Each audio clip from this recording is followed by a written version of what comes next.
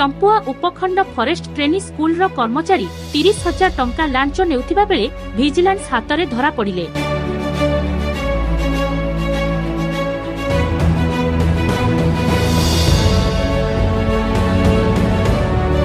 अवसरप्राप्त कर्मचारी पेंशन कागजपत्र प्रस्तुत करने 30,000 टंका लांच नेउथिबा बेले विजिलेंस हाथ में धरा पड़िछंती केन्दुझर जिला Champua Nicholson forest training school कनिष्ठ किराणी रूपचंद नायक। सूचना मुताबक 2024 मसीह ट्रेनिंग स्कूल जड़े कर्मचारी पियन स्वेच्छाकृत अवसर नेबा परे तांकर चूड़ांत पेंशन कागजपत्र एवं बकेया दरमा बिल प्रस्तुति पर रूपचंद को बारंबार अनुरोध कर विलंब करने हैरान कर रूपचंद अभियोगकारी पेंशन कागजपत्र प्रस्तुति 70,000 टंका लांच मागिथिले। तेबे एति टंका से देई परिबे नाही कहिबारु रूपचंद 30,000 टंका राजी होइथिले, जहाको नै अभियोगकारी विजिलेंस द्वारस्थ होइथिले। योजना मुताबक आज दिन प्राय 11टा समय लांच टंका नेउथिबा बेले विजिलेंस टीम कार्यालय चढ़ाऊ कर रूपचंद नायकों 30,000 लांच टंका जबत करथिले। एक सहित विजिलेंस टीम तांकर सरकारी बासभवन और कार्यालय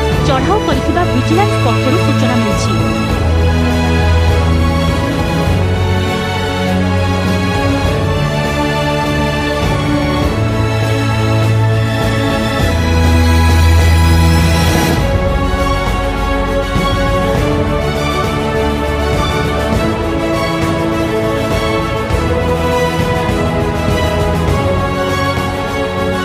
केन्दुझर चंपुआरू प्रदीप कुमार महांतंक रिपोर्ट एसटीवी न्यूज ओडिशा 24।